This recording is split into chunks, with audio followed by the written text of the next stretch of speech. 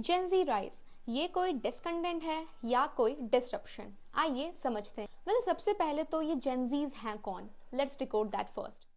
सो generation Z यानी Gen Zs वो लोग होते हैं जिनका जन्म 1997 से लेकर 2012 के बीच में होता है। And yes, I am a Gen Z as well. So इस साल ने तो ये बात बिल्कुल क्लियर कर दी है कि जेनजीज का गुस्सा अब सिर्फ सोशल मीडिया पोस्ट, मीम्स या ऑनलाइन डिबेट्स तक ही लिमिटेड नहीं रहा। इनफैक्ट जो फ्रस्ट्रेशन कभी थ्रेड्स और स्टोरीज में दिखती थी, आज वो ही स्ट्रीट्स, इलेक्शंस और इकोनॉमीज तक पहुंच चुकी है। ये कोई रैंडम आउटरीच नहीं है, ये है जनरेशनल डिसकंटेंट जो कि बिल्कुल रॉ, ग्लोबल और सरप्राइजिंगली वेल ऑर्गेनाइज्ड है।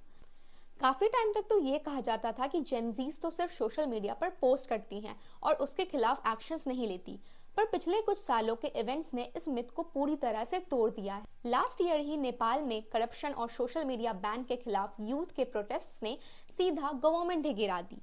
और भी कई प्लेसेस हैं जहां जेनजीज ने ऐसे काम किए, जैसे मेडागास्कर में बिजली और पानी जैसे बेसिक इश्यूज पर जेनजीज के मार्चेस ने मिलिट्री टेकओवर ही करवा दिया।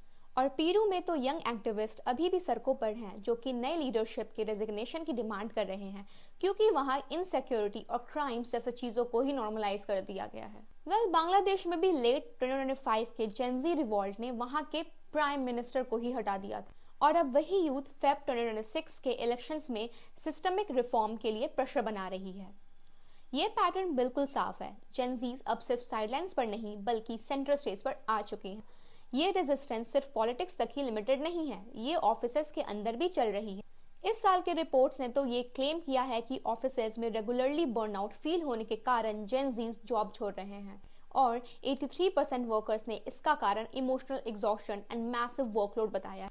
इसलिए अब प्रायोरिटीज भी बदल चुकी हैं। जेनजीज के लिए अब सैलरी से पहले मेंटल हेल्थ, ऑथेंटिसिटी और बेसिक रिस्पेक्ट आती है, और लगभग 82% यंग वर्कर्स एम्प्लॉयर्स को चूज करते वक्त मेंटल हेल्थ सपोर्ट को नॉन नेगोशिएबल मानते हैं। सो ओवरऑल ये थी जनरेशनल डिसकंटेंट की ऑनगोइंग इशू। अब आपका इस टॉपिक पर क्या ओपिनियन है, कमेंट सेक्शन में जरूर बताएं, और अगर वीडियो इन्फॉर्मेटिव लगी हो तो लाइक एंड सब्सक्राइब करना ना भूलें।